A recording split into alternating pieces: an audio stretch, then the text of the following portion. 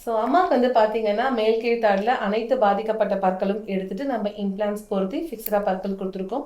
தாடை எலும்பு மிக குறைவா இருந்ததுனால, நம்ம மேல் கீழ் தாடில இம்ப்ளான்ட்க்கு மேல டைட்டேனியம் பார் குடுத்துருக்கோம். அதுக்கு மேல தற்காலிக பற்கள் இப்ப குடுத்துருக்கோம். 6 மாதங்களுக்கு ஈறு எலும்பு நல்லா ஆறுற வரைக்கும் இந்த தற்காலிக பற்கள் இருக்கும். இது கழட்ட முடியாது, ஃபிக்ஸ்டா இருக்கும். 6 மாதங்கள் கழித்து இம்ப்ளான்ட் நல்லா எலும்போடு இணைஞ்ச பிறகு, இந்த தற்காலிக பற்கள நம்ம நீண்ட கால பற்களா மாத்த வேண்டியதா இருக்கும். அம்மாவுக்கு இந்த சிகிச்சைக்கு மொத்தம் 7லேருந்து 8 நாட்கள் தேவைப்பட்டுச்சு. முதல் நாள் நம்ம இம்ப்ளான்ட் பொருத்தினோம். 2வது நாள் நம்ம மெழுகளவு எடுத்தோம். 3வது நாள் நம்ம ட்ரையல் பார்த்தோம். அதாவது குடுக்க போற பற்கள் எப்படி இருக்கும்னு நம்ம முன்னாடியே அம்மாவுக்கு ஒரு ட்ரையல் காமிச்சோம். 4வது நாள் மேல் கீழ் தாடில இம்ப்ளான்ட்ஸ் மேல டைட்டேனியம் பார் பொருத்திட்டு நம்ம தற்காலிக பற்கள் பொருத்தியிருந்தோம்.